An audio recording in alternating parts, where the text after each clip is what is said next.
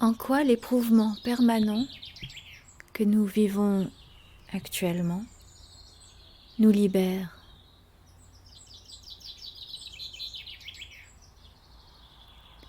Le conditionnement dans lequel nous avons grandi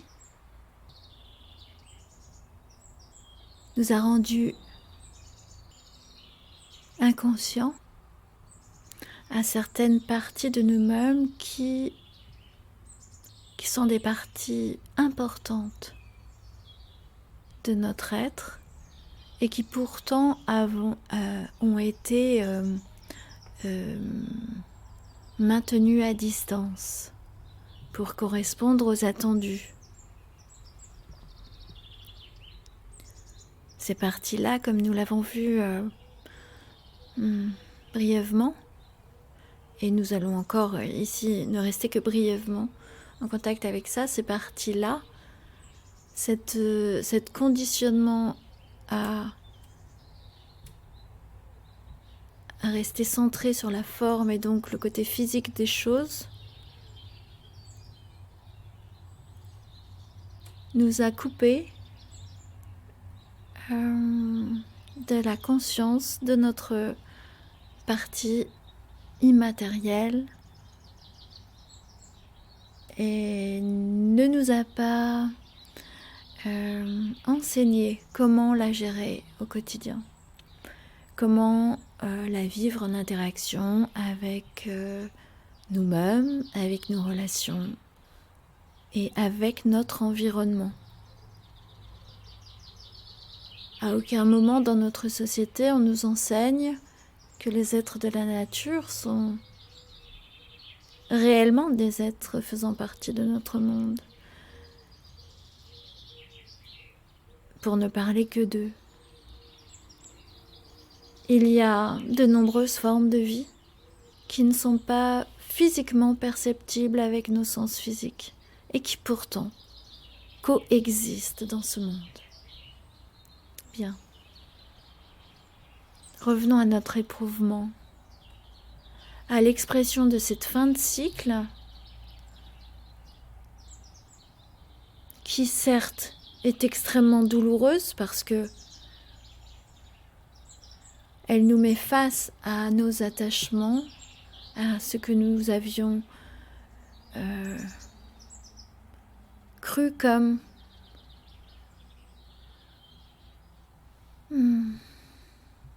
immuable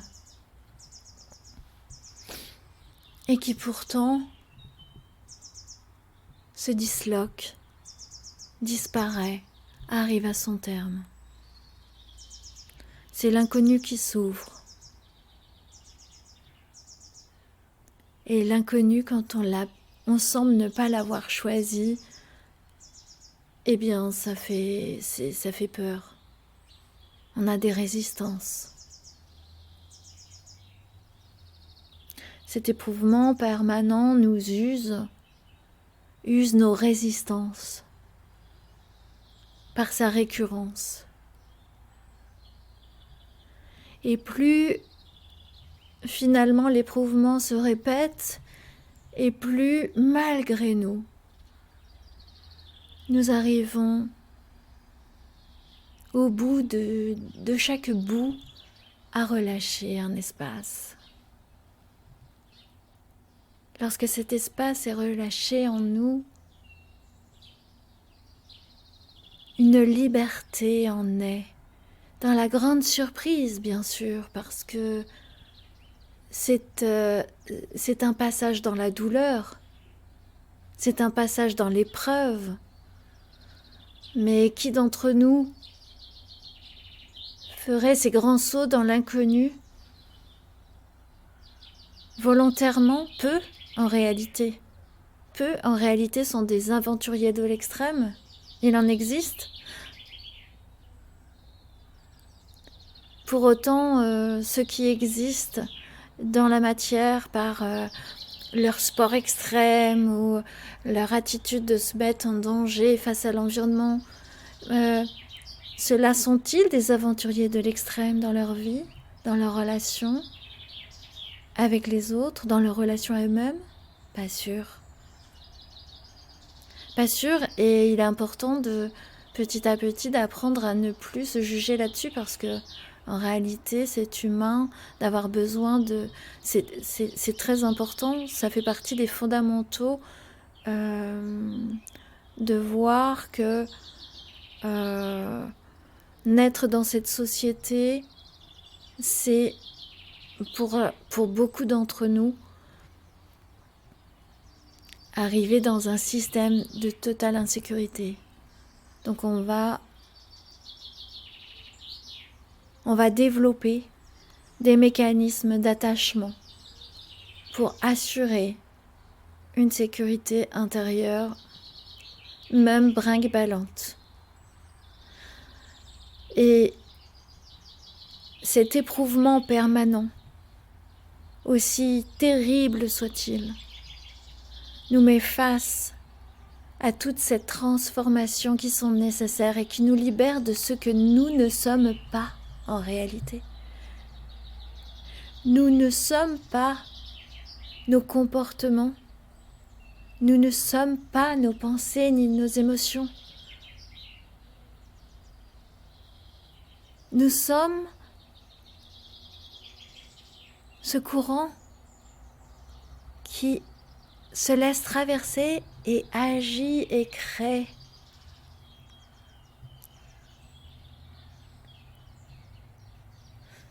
Ces pensées, ces émotions sont comme des flux.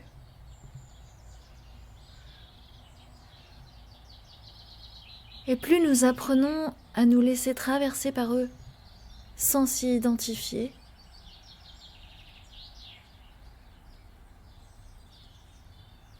plus nous devenons conscients du mouvement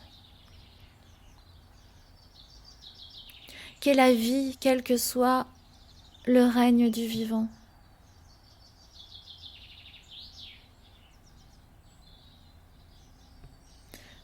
Je parle de ce que je traverse,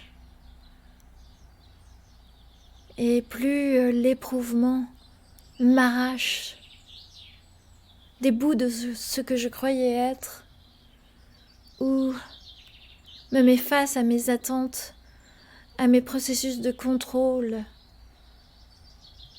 plus je finis par lâcher dans la récurrence des éprouvements, plus une étonnante libération se procède, parce que quand on a tout perdu, on n'a plus rien à perdre, et il se passe un espèce de saut intérieur, une espèce d'ouverture, une respiration profonde qui arrive de très très loin et qui, enfin, comme quelque chose qui ne pouvait pas respirer en soi et qui d'un seul coup s'offre, s'ouvre, se libère. Voilà le bénéfice de cet éprouvement. Nous lâchons nos oripeaux, nous lâchons ce que nos lambeaux du passé, nos lambeaux d'attachement, nos lambeaux de croyances, nos lambeaux de sécurisation qui nous emprisonnaient finalement. Nous embrassons l'existence de plus en plus libre. À nous, maintenant, d'amener cette conscience dans le cœur afin d'ouvrir encore plus grand cette reliance au vivant. Merci de votre écoute.